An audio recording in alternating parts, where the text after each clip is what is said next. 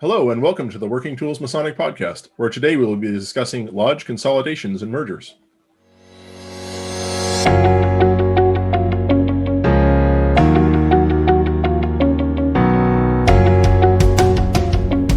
Ladies and gentlemen, brethren all, welcome to the Working Tools Podcast, a casual conversation around Freemasonry. First, it's important to note that our opinions and thoughts are our own and do not reflect those of our Grand Lodge or respective craft or concordant bodies. Please connect with us and ask questions, either here on YouTube or on our Facebook page. We'd also appreciate a thumbs up and especially any comments on our videos.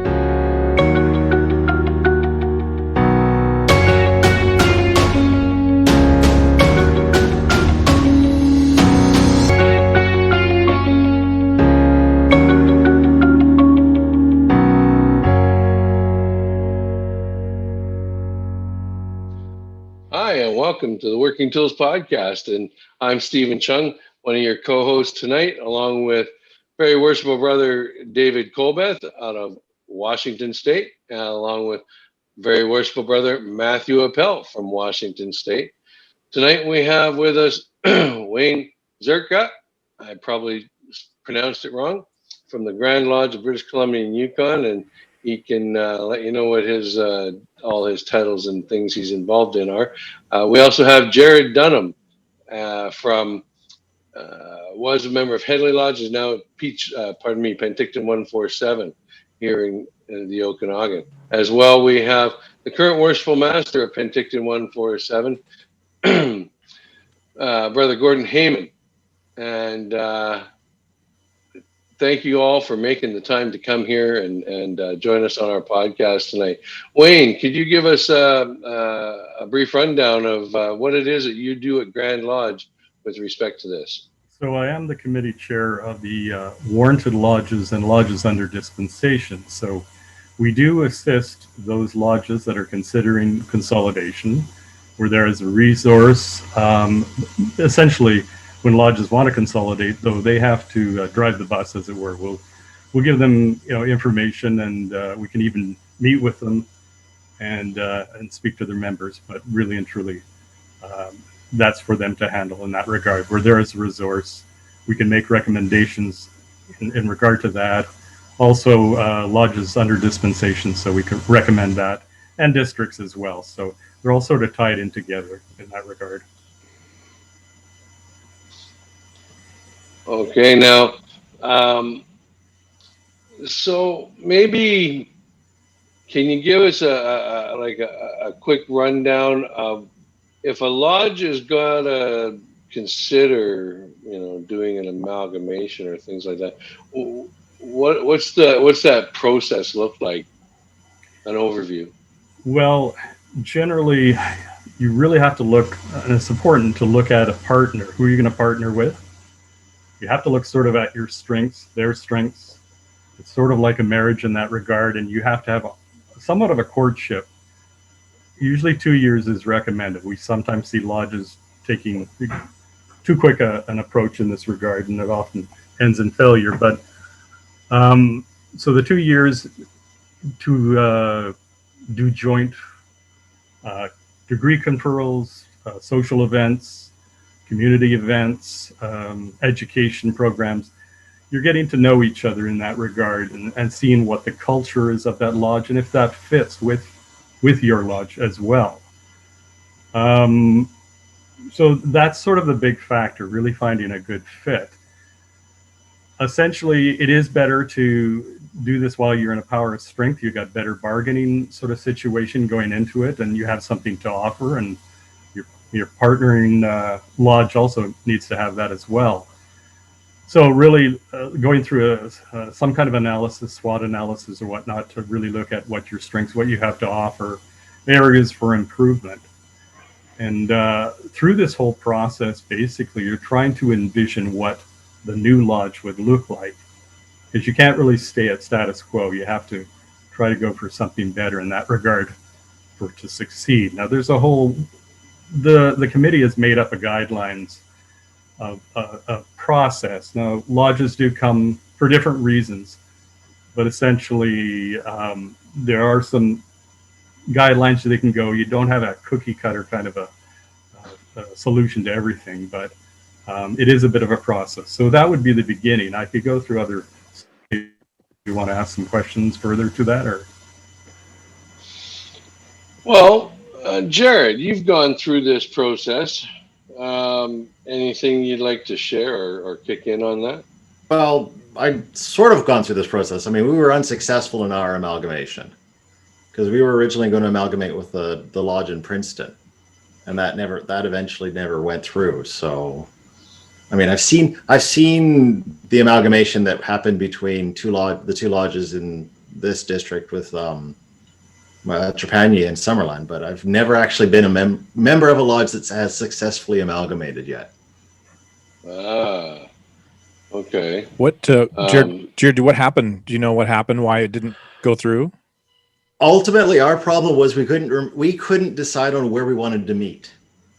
The lodge that we were going to amalgamate, actually, we sponsored them back in the 1940s.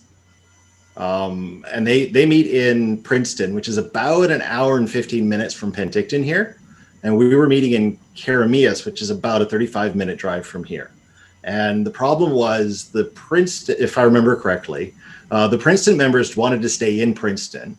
And we wanted to stay in Karamias because most of the members were actually from Penticton, and we didn't feel like driving an hour and 15 to go to lodge all the time. And Karamias is only 45 minutes from Princeton. But in the winter, it does tend to be a bit of a dicey drive. But that was I think that, if I remember correctly, that was our biggest stumbling block, was we just couldn't decide which building we were going to meet in. And so that conversation was pretty short then about amalgamating. It was not a long drawn out. After a year, it was like, oh, hey, we're just not going to. Well, it was about a year later that we'd gone through and done some discussions and stuff like that. Because but ultimately it failed, and we sold our building and moved. Did you sell your building or did you give it away? We sold it. It was a giveaway, but we sold it to the local. We sold it to the Karamias Museum Society, so we gave them a very good deal on it. But we did get some money for it. So, Gordon, you've gone through the process and completed? No, not at all. Our lodge was presented an offer to amalgamate with another lodge, and at this point, it's not being considered. Okay, so it's again just a consideration. Never did you get similar? Was it similar issues? Were there other cultural issues, or? So the lodge that wanted to amalgamate with us, we actually share a building. So their Canadian works, we're American work. But the terms of the amalgamation were that they would keep their name, their number, and their work. So essentially, they would just get our membership, and everything about us would just disappear. We discussed very, very briefly trying to come up with a ritual sharing type of scenario where we could do a little bit of Canadian work, and then maybe the next meeting we would do ancient work. But that was, we were told that wasn't allowed under the Grand Lodge rules. So essentially everything that Penticton 147, my lodge, would just disappear, and we'd all become members of Orion 51 Canadian work. So it just, the way that it was presented, it didn't seem much like an amalgamation. It seemed like capitulation. Well, American work should win out, shouldn't it? Sorry, I'm a little biased. I certainly prefer it. Speaking of American. Speaking of American, so Matt, your lodge has gone through, and we don't call it amalgamation. That's a fancy Canadian word, but we just call it merger. It's consolidation. Consolidation. In the Masonic code, it's consolidation. Yeah. I will bow to the deputy. Go for it. So yeah, I think that makes me the biggest loser in the bunch. Yes, our lodge consolidated with another. I don't know, merged, whatever verb you want to use there. And actually, while I was deputy, another lodge in my district went through the process and got all the way to the end where they were voted. They voted whether or not they were going to consolidate, and the vote failed in the lodge in my district. So much to my surprise, I had my whole speech ready about how, this is like a marriage, and they grow together and blah blah blah. And wait a minute, it failed. So it was interesting.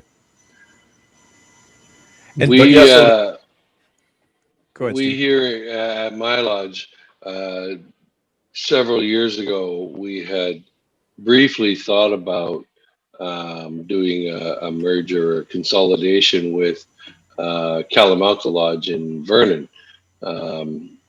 But again, which lodge hall do you go? Who's going to do the hour-long commute? And that got to be a go-nowhere conversation. And it was just decided that we would focus on our on implementing the 6-step program and the mentorship program, and see if we can't rebuild a lodge that was decimated by cancer. Took 10 guys in 5 years, and prior to that, there was a rift in the lodge, and disharmony caused some people to demit, and some others just to sojourn and disappear into the background. And so far, it's been working. It took the effort of a lot of effort of the few to avoid having to go that route. And we have a full slate of officers. We don't have a huge membership active on the sidelines at the moment. We are growing, and right now we have 10 people, 10 sitting there in the 6-step program, 6 of which were prepared to, 3 of which had done the memory test, and 3 of which were almost ready to do the memory test and submit their petitions for membership. So we have a lot of guys in the works right now, and we can't do a darn thing with them. So we are dripping education to them through the mentorship program now, and we are trying to stay active in communication with them throughout COVID.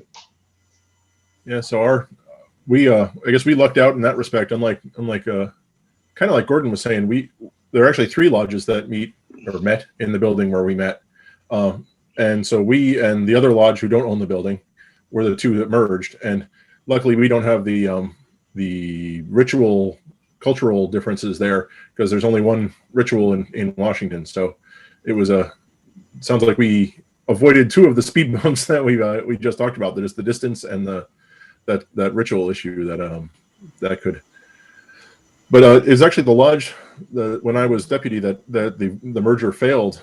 It was a similar thing to what you were saying, Gordon. The guys who voted against it said that when they had moved a few years earlier, and they had said when they moved that they were never going to give up their name, and so they didn't want to compromise. They were, I'll pick a name to keep them anonymous, but the John L. Smith Lodge. And they were going to stay the John L. Smith Lodge. And even if they were going to merge and keep their number, and it was going to be the Smith Jones Lodge or whatever, they didn't want to lose that piece of their identity. And so that was why it ended up failing in the end, much to my surprise, because all the other issues had been worked out. So we had what I believe to be a successful one so far in District 10, which was Summerland 56 and Peachland 83, Trepania 83, and they've become Peachland 56. So they, a lot of their hurdles was, the number of the lodge meant a lot to some brethren, and the big debate was over which number to keep, 56 or 83, and of course, 56 is a much lower number and been around longer. And so there was a lot of guys that really were holding out for that. And it was interesting to me because from an outsider's point of view, I was visiting that lodge during that debate where they were having this open floor debate about the amalgamation or consolidation thereof, these two lodges. And I heard a lot of guys standing hard on the name. And I kind of, like in true Steve Chung fashion, stood up in the middle of it all and said, really, are you guys going to just let it all fall apart over a name? Pick the lowest number, come up with a new name, call it, whatever you want to call it. But really, if that's all it's boiling down to is a name, that's pretty sad, because you got a couple of good lodges here. And you know what? They turned around and they came up with a good name for themselves, and they, I think, are doing fairly well. Just pre-COVID, they were very active, as far as I understood. Yeah, I actually suggested to this lodge that they just dump both names and name themselves the Matthew J. Appel Lodge, but apparently not. The tradition of naming the lodge after the district deputy did not go through. So Steve said something interesting there, that there was a successful merger of those two lodges. So I guess, Wayne, you've got more experience at looking at these than anybody in this panel here. How would you define a successful merger? What looks like a successful merger after it happens? And I was going to comment too on the name, because that's one of the pitfalls. Too early entering into the whole name issue can really kill it. And so, and there was one lodge that was very successful. They had all their ducks in a row. They did the 2-year, they followed everything, and they decided they wanted to go with not a double barrel name. They wanted to go with something entirely new. They went through that process, had many meetings, getting input from everybody. They had a list of names, and they finally decided on one. But in one of the lodges where they went for the vote, it was the same issue. There were some of the older members or more senior members that felt that they'd lose that history if they lost their name. So 7 of them voted it down that night. But at the next meeting, fortunately, I guess they'd had some conversation and persuaded, and so then that came through successfully. So a lot of times, like I said, with the successful lodges, generally they have to have a little bit of strength. If they come too late to the process, 2 weak lodges are going to fail. So essentially, going through all that process, you got to form committees early on in the process. But a big thing is inclusion of all members.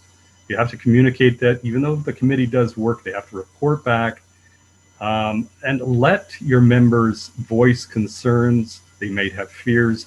I mean, a lot of members have been 50 plus. They put a lot into that lodge, and they have a lot of fears that it's going to change. So it gets very emotional. So taking that time to hear from your members, it's a good process, and I think they'll come along once it's all said and done.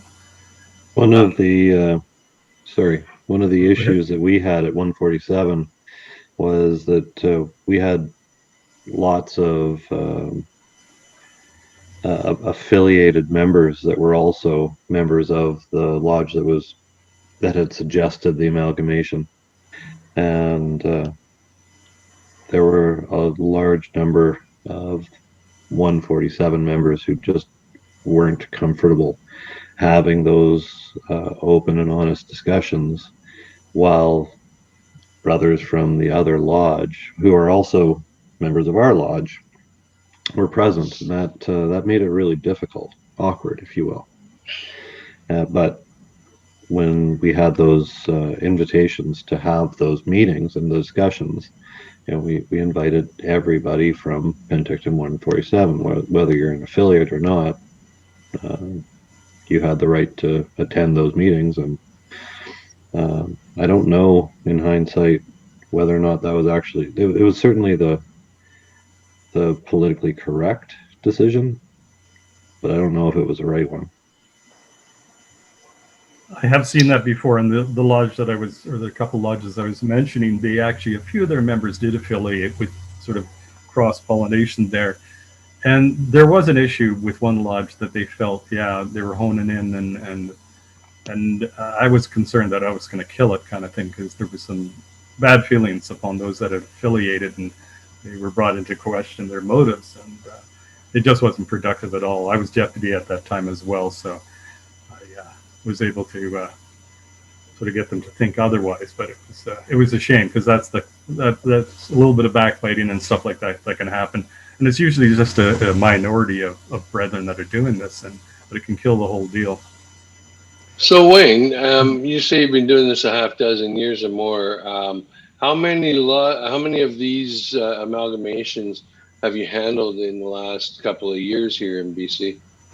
Well, I'd say we maybe about 4 or so in that respect. And like I said, we'll get somebody contacting us, usually myself, and we can put forth information to them, resources. We can sometimes, because our committee is spread throughout the jurisdiction, so somebody can usually attend and maybe come to the lodge meeting or to both lodges and give some information, and we follow through the process too. If they have any questions, we can certainly do that. And so through that communication, some of them have been successful. Other ones, like I said, they're either coming into it too late, or we have a few in my own district that have been talking about it for years and years, but there doesn't seem to be that commitment level. They're struggling. There's, like I said, a core group of people, and they're burning themselves out. So they're not making really any progress. They're sort of doing the dance, but it's in vain. And I guess that's probably the biggest challenge for any of the lodges, is to identify when is the right time to actually work hard at making something like this happen. I guess you got to find a lot of guys in denial.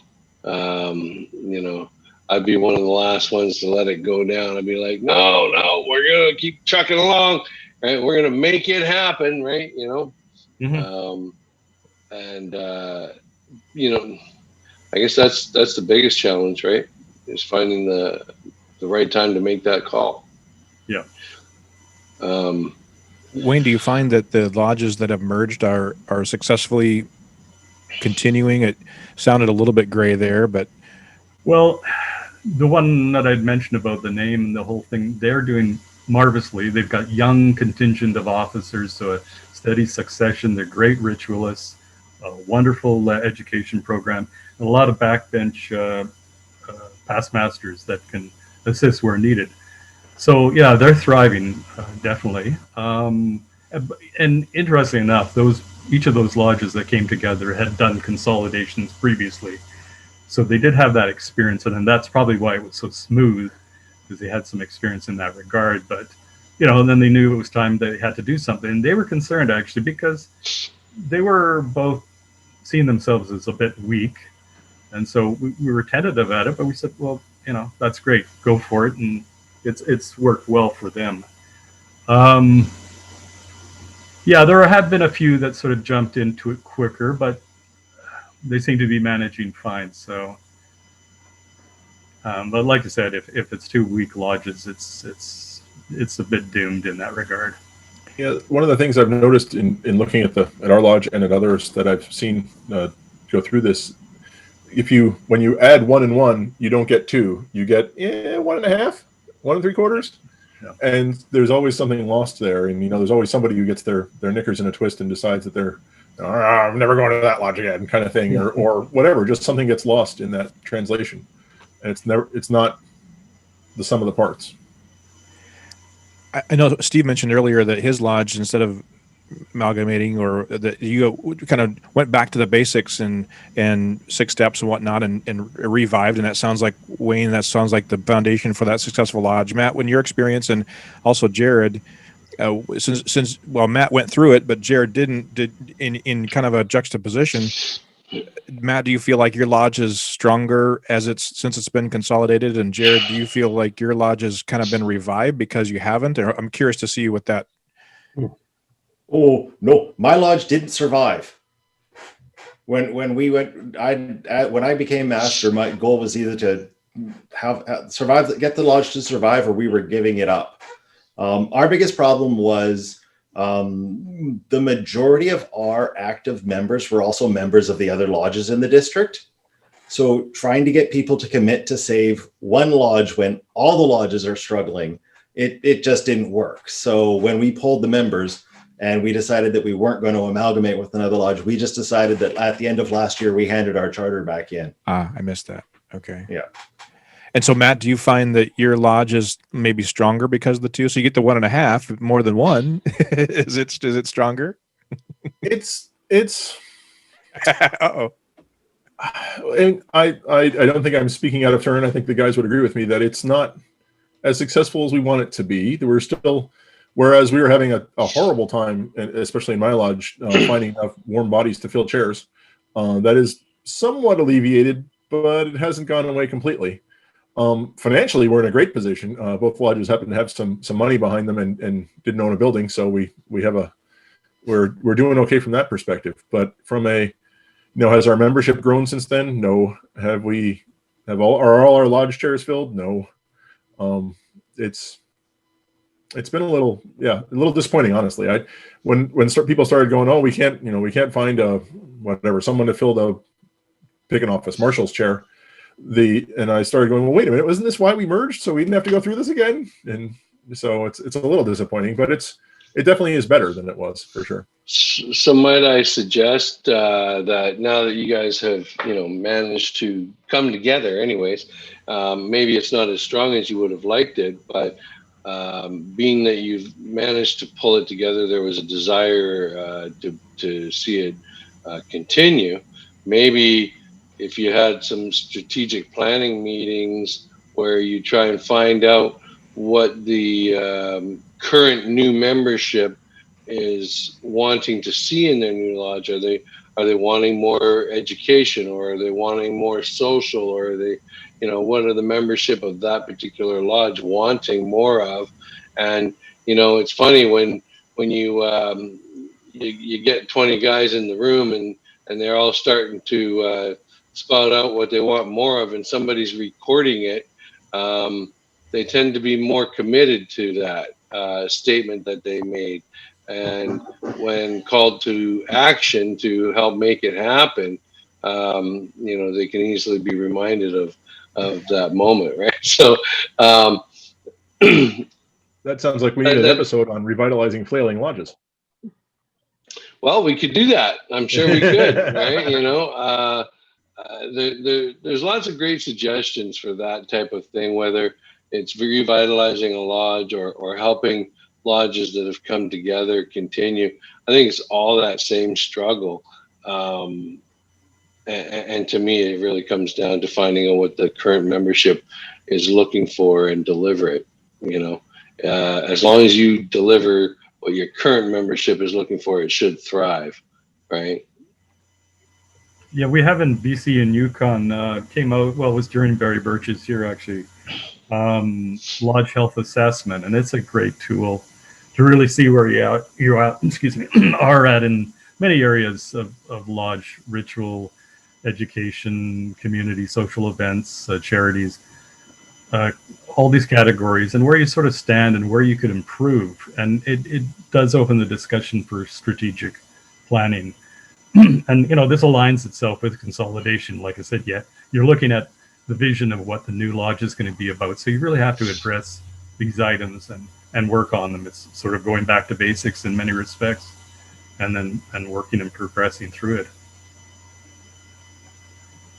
Yeah, Barry's been a great guest. We really appreciated his time and his involvement, especially the last series, the last 3 sessions we've had with him have been really, really excellent. We appreciate it. We miss him tonight. He was maybe hoping to join us, but yeah, it's planning and staying connected. And we were talking a little bit about that in the Blue Room, maintaining connection with the lodge members and the lodge brethren, and those are critical, especially during these times. Anytime it's important. Doing the basics is always important, especially now. That's right. Yeah. That's right. And it's one of the. Yesterday, I spent 3 hours with a brother from the neighboring district, enlightening him into Google Drive and all the educational materials that I had there available for him. and helping him download and open up and explore the mentorship program that was handed out by the Grand Lodge of British Columbia and Yukon. And